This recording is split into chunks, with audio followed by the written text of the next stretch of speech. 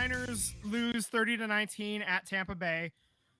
So before the game, we get news that safety Malik Mustafa is activated from the injury list. Great news. Unfortunately, halfway through the first quarter, the injury bug decides to claim another 49er, and this is a huge one. It's Fred Warner.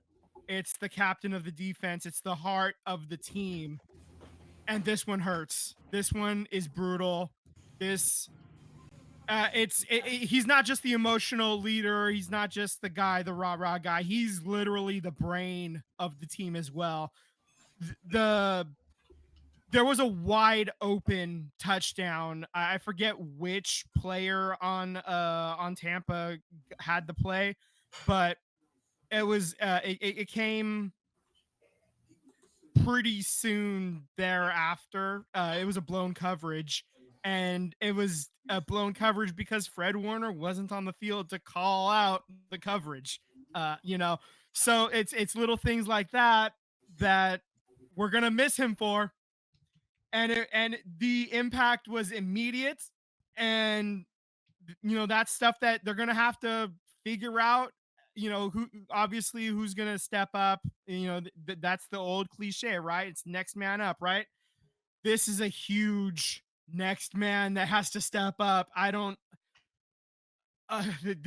mean, because the schedule is so pancake easy, like the Niners probably, even losing him, they might they'll probably they can probably still sneak into the playoffs here, like just because of how easy this schedule is. We talked about it a lot.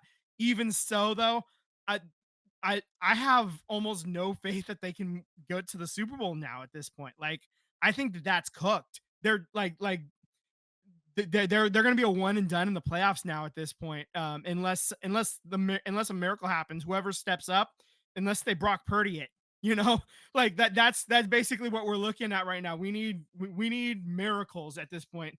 I mean, we were even looking at you even sent over the meme. I was like, somebody get Trey Hendrickson on the phone right now, figure out the contract. And then you sent over the meme that he was injured. So even the guys that the Niners are trying to trade for, they're getting injured. The injury bug is hitting them, so goddamn. All right. Just goddamn it. Like I even put in our show doc, he's having surgery on his dislocated ankle and will be out for the rest of the season. And then I just put in caps locks, fuck me. All right. I do want to ask you though, because I'm curious. Yeah. Jawan Jennings reportedly played with 5 broken ribs and 2 ankle injuries as well. Let's not forget that. And the shoulder is still messed up. How is that allowed by the conditioning coach and the doctor to allow him to play? That was self-proclaimed, though. That was self. Well, for starters, it's self-proclaimed, but also broken ribs. That's actually something that guys can do. It depends on the kind of break. It's the kind of break that you have. If it's like not something that's like, if it's something that's kind of like, I don't know what exactly it is, but there are certain kind of breaks where it's like, it's not going to get any worse. If you can manage the pain, you can wear a little, they got like extra protection that you can wear under your pads, and the Steve Young flak jacket. Exactly. The flak jacket. That's the word I was trying to reach for.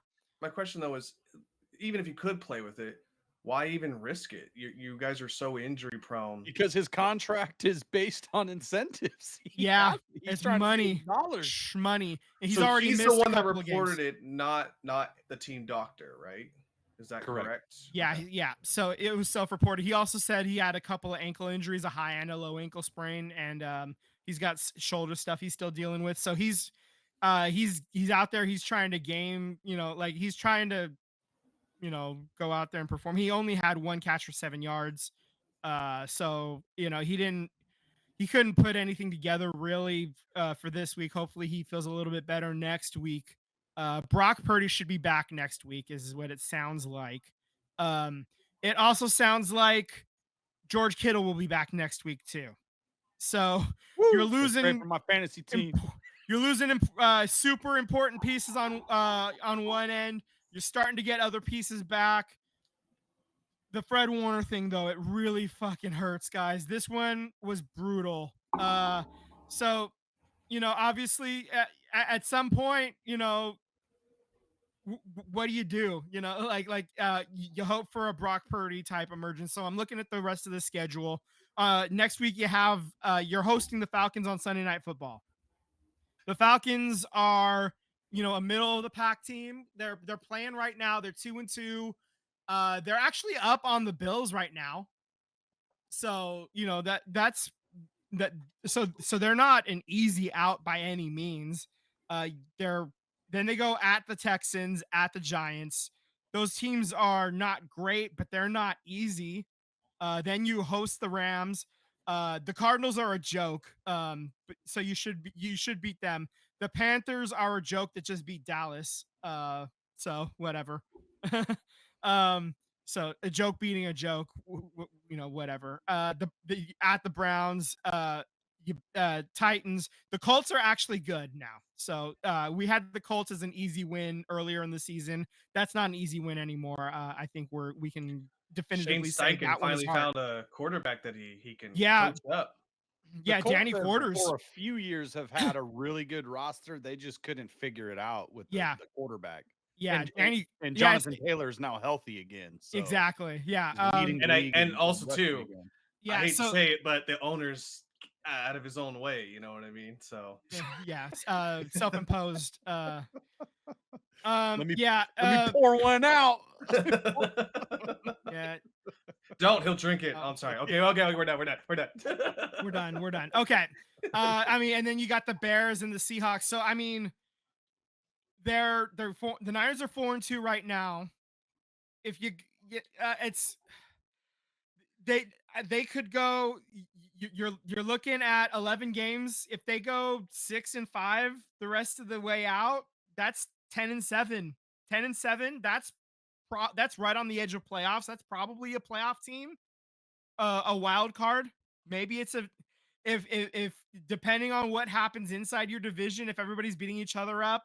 The Niners are already 3-0 inside the division, by the way. So that's a huge advantage as well, like on tiebreakers and stuff.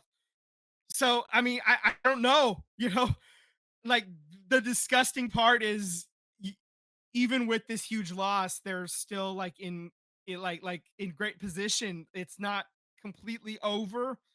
But as far as the Super Bowl, I think it's over unless a miracle happens, unless you find a replacement out of nowhere. Vince, but it's done. Did Fred Warner get hurt last year?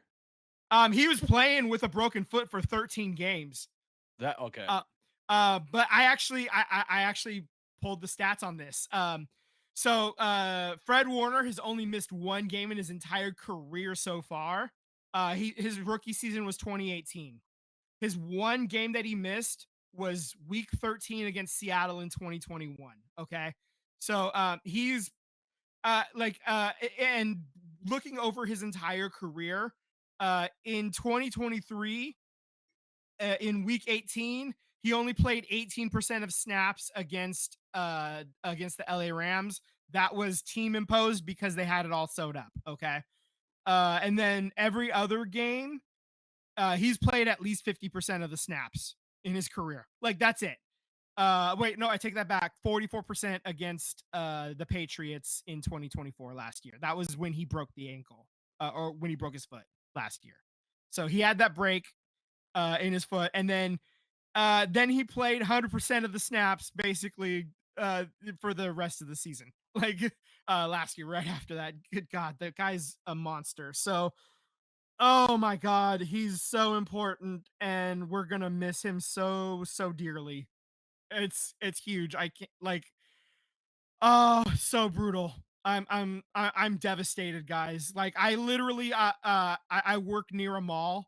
So I went to the mall, I went to the sports shops. They had the those Black Rivalry jerseys.